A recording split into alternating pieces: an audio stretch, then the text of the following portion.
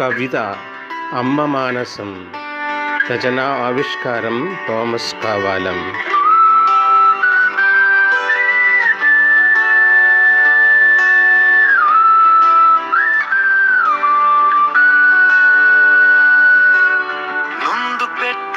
മക്കളെ ഓർത്തു എന്തു കണ്ണുനീരു വാർത്തു. ഭൂമിയെപ്പോലെ എത്ര സഹിച്ചു, ഭാരം ഞാൻ എത്ര വഹിച്ചു. മക്കളെ നിങ്ങൾ എത്ര തേങ്ങിലും തക്ക വിലയതാകുമോ?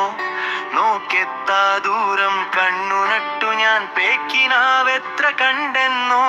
കണ്ണുകൊണ്ടു ഞാൻ എത്ര കാലമായി കാണുന്നില്ല എന്നാകിലും ഉള്ളുകൊണ്ടു ഞാൻ കാണുന്നു മനപിള്ള മാനസർ നിങ്ങളെ.